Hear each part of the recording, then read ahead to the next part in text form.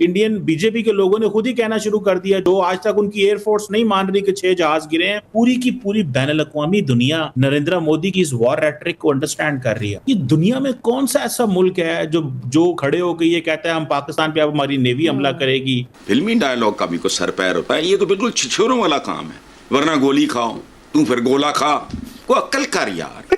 नहीं, वो यही करती पाकिस्तानी, ये तो भीख मांगती है फट जाती। इनका they are only famous for 2 things, begging and terrorism. कभी आपने देखा है पाकिस्तानी को बोला कि जी हमने वैक्सीन बनाई है या हमने सॉफ्टवेयर बना दिया? है ही नहीं वो चक्कर, वो चैप्टर है ही नहीं इनका। तो मोदी भाईजान बात सुन लो, हमारे यहाँ पानी पे कत्ल हो जाते हैं। तुम 25 करोड़ सिरफिरों का पानी रुकने चले हो, हमारे यहाँ नॉर्मली हमारे यहाँ फिल्में बनी पानी। पाकिस्तान में बहुत ज्यादा मदरसों को भी जो है वो चेक करने की जरूरत है। मैं तो कहती हूँ खैर बंद ही कर दें, लेकिन अगर बंद नहीं कर सकते तमाम मदरसों को तो कम से कम उनको चेक जरूर होना चाहिए कि उनके अंदर क्या पढ़ाया जा रहा है, क्या बताया जा रहा है। आप you have to understand what you are dealing with. Modi कौन है? मोदी बुचर ऑफ गुजरात है। ये वो जिसने गुजरात में कत्लेआम किया था। मोदी गर्द है जो 10 साल तक अमेरिका एंटर नहीं कर सकता। कहते कि अब हमला नेवी करेगी। ये दुनिया में कौन सा ऐसा मुल्क है जो खड़े होकर ये कहता है हम पाकिस्तान पे अब हमारी नेवी हमला करेगी, एयरफोर्स हमला करेगी। आपने कभी देखा पाकिस्तान की मिलिट्री लीडरशिप को ऐसे बोलते? कभी पाकिस्तान की पॉलिटिकल क्लास को? हमारी आपस में यहाँ पे रोज लड़ाइयाँ रहती हैं और मेरा तो मसला ये है कि हम सबसे ज्यादा the most inward looking nation है। हमारे लीडर्स, हमारे पॉलिटिशियंस कभी इस तरह की बातें नहीं करते जिस तरह के आप देखें वहां पे पॉलिटिकल क्लास बोल रही है, मिलिट्री हुकूमत को कह रही है कि तुम हमें state of the art weapon लेके दो, हमें स्टेल्थ जेट्स लेके दो, तुम हमें आत्मनिर्भर भारत पे लगा दिया है। इंडिजिनस डेवलपमेंट होनी कोई नहीं है, इंडिजिनसली वेपन्स हमें या जहाज मिलने कोई नहीं है। सो आपको क्राइसिस नजर आ रहा है भारत के अंदर, और ये सिर्फ इस वजह से है कि नरेंद्र मोदी साहब अपने पॉलिटिकल ऑब्जेक्टिव्स चाहते हैं। अहमद, आप पूरी सूरत हाल को कैसे देख रहे हैं? अब ये सवामी उनकी जानिब से जो बीजेपी के हैं उन्होंने बिल आखिर एतराफ़ कर लिया कि हालिया जंग में पाकिस्तान ने भारत के 5 तैयारे मार गिराए हैं। अब इनके अपने अंदर से आवाजें उठने लगी हैं। आप you have to understand what you are dealing with. Modi कौन है? मोदी बुचर ऑफ गुजरात है। ये वो जिसने गुजरात में कत्लेआम किया था। मोदी गर्द है जो 10 साल तक अमेरिका एंटर नहीं कर सकता था because he was on the terrorist list. और अब उस दहशतगर्द के पास एक फौज भी है और न्यूक्लियर ताकत भी है। सो ये वो शख्स है नरेंद्र मोदी जिसको आपकी इंटरनेट पे तस्वीरें मौजूद हैं कि मैंने इसको वर्शिप करते हम देख सकते हैं बंदूकों की और तलवारों की। ये वो फौज है, इंडिया की फौज वो बन चुकी है। आपने रिसेंटली देखा कि उनके आर्मी चीफ द्विवेदी की जो पिक्चर्स वायरल हुई हैं, वो जो एक पंडित के साथ मिलके कह रहे हैं कि हम तोहफे के अंदर हमें कश्मीर ला के दो, पाकिस्तान के पास है जो। So this is the fascist mindset that you are dealing with. तो यानी डॉक्टर साहब हम ये कंसिडर कर सकते हैं या एक्सपेक्ट कर सकते हैं कि आइंदा खुदा ना खास्ता मुस्तकबिल में मजीद कशीदगी का इम्कान बड़ा वाज़े हो सकता है इंडिया की जानिब से? देखिए, आपको थोड़ा सा इसकी लॉजिक समझनी होगी। नरेंद्र मोदी के जो इलेक्टोरल गेन्स हैं या जो उनकी इलेक्टोरल पॉलिटिक्स है, वो लिंक है भारत की फॉरेन पॉलिसी, सिक्योरिटी, डिप्लोमेसी से।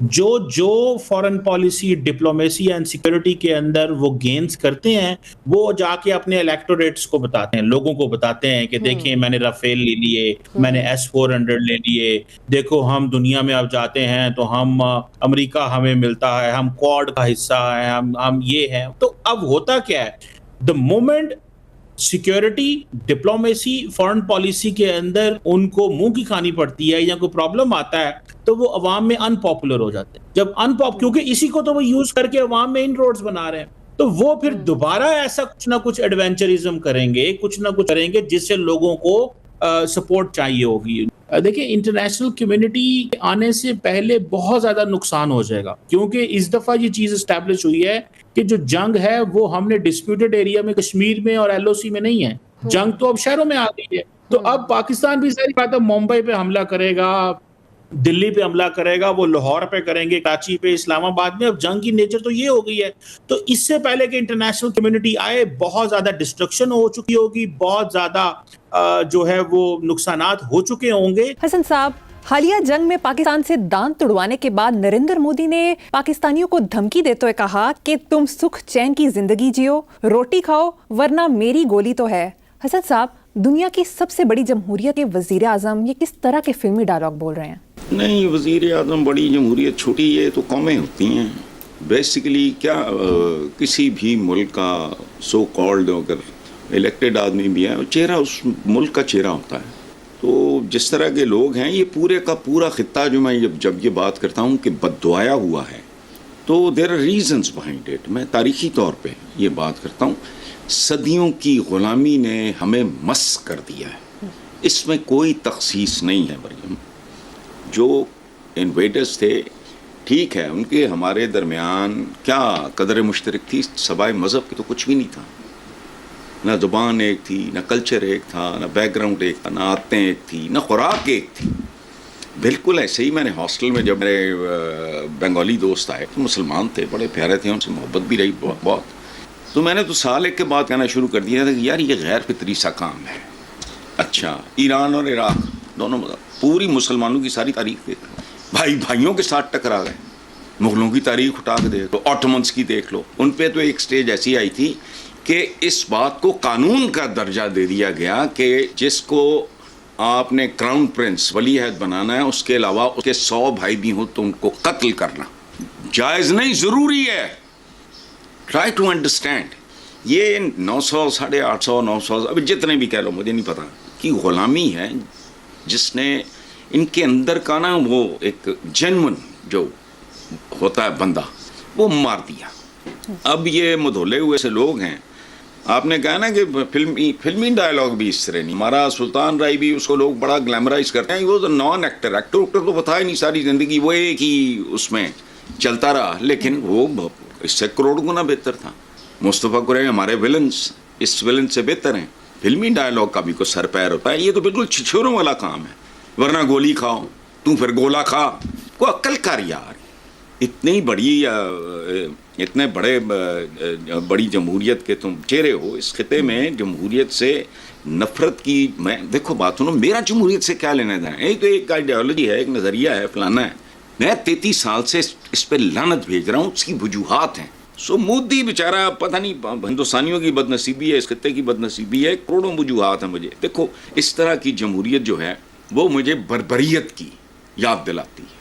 नमस्कार दोस्तों, आप देख रहे हैं इंडिया व्यूज न्यूज़ चैनल। जैसे कि पाकिस्तान ने दावा किया कि भारत के 6 राफेल मार गिराए, और मोदी जी ने कहा कि अगर आवाम नहीं सुधरी, पाकिस्तान सेना आतंकवाद को सपोर्ट किया तो हम गोली खिलाएंगे। इसके डर से पाकिस्तान मीडिया घबराया हुआ है। वीडियो पूरा देखें, चैनल सब्सक्राइब करें।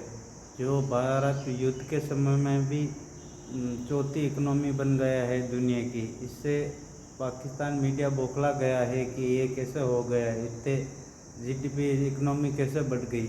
हमारे तो बिग मांगने की $1 मिलियन मांगने IMF से मांगे जा रहे हैं, वो भी नहीं मिल रहा है, ग्रे लिस्ट में डाल रखा है। वीडियो पूरा देखें, चैनल सब्सक्राइब करें।